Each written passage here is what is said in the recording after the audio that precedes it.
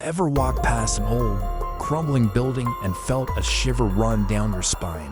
Imagine an abandoned asylum where the walls have seen more than a century of secrets, and the echoes of forgotten patients still linger in the dust. Tonight, we're stepping inside some of the world's most notorious abandoned asylums, places where history and horror are inseparable. Brace yourselves, because the stories we're about to share will make you question what is real and what is just a trick of the mind. These are the tales that have been whispered for decades, stories of shadows that move on their own and voices that call out from empty rooms. Are you ready to hear them? Welcome, brave viewers. Tonight, we journey into the heart of darkness, exploring the chilling histories of asylums left to decay. These weren't just hospitals, they were often places of immense suffering, where misunderstood treatments and desperate souls created an atmosphere that some say has never truly left. From the sprawling, Gothic structures in America to the forgotten wards in Europe, each one holds a unique and terrifying legacy.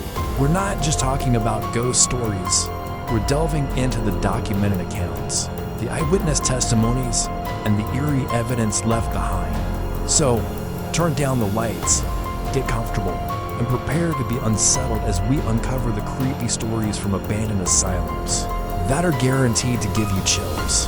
Our first stop is Pennhurst State School and Hospital in Pennsylvania. Opened in 1908, it was designed to be a sanctuary for the mentally and physically disabled. However, it quickly descended into a nightmare of overcrowding, neglect, and abuse. For decades, thousands of patients were subjected to horrific conditions. After it was shut down in 1987, the massive complex was left to rot. But the stories didn't end there. Paranormal investigators and urban explorers who have dared to enter its decaying halls report a plethora of unsettling experiences.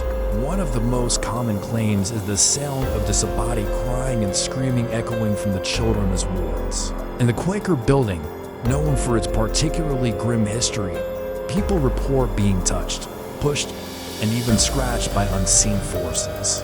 Shadow figures are frequently spotted darting down long, dark corridors, and objects have been known to move on their own.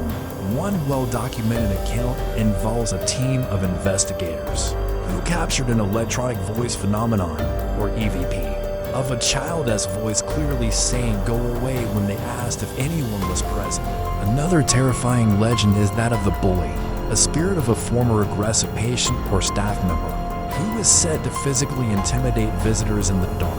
Underground tunnels connecting the buildings. The sheer weight of despair at Pennhurst feels tangible, a heavy blanket of sorrow that many believe has permanently stained the location.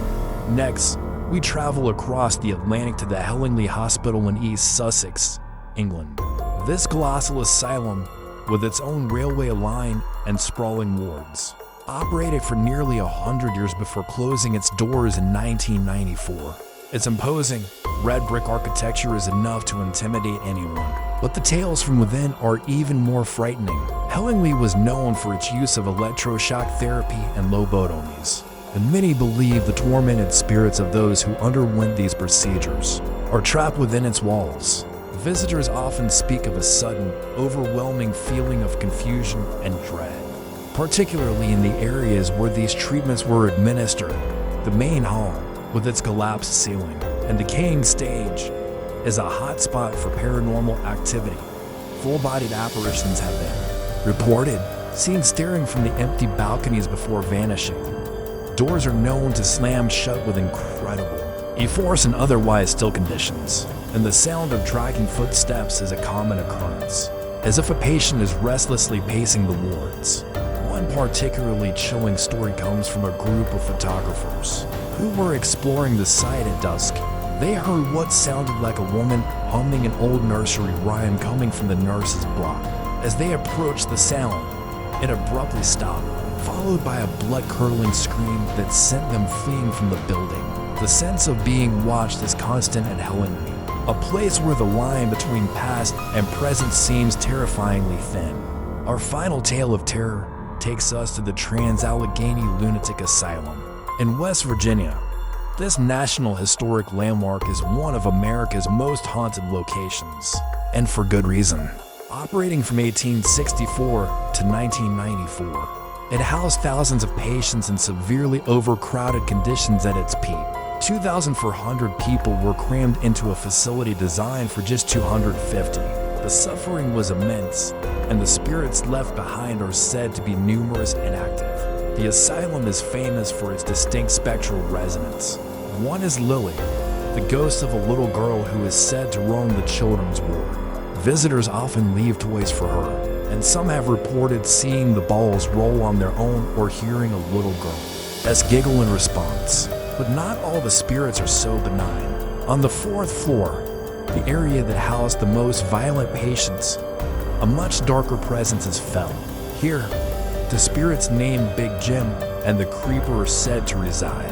Big Jim was a giant of a man who was murdered by another patient, and his aggressive energy is often reported.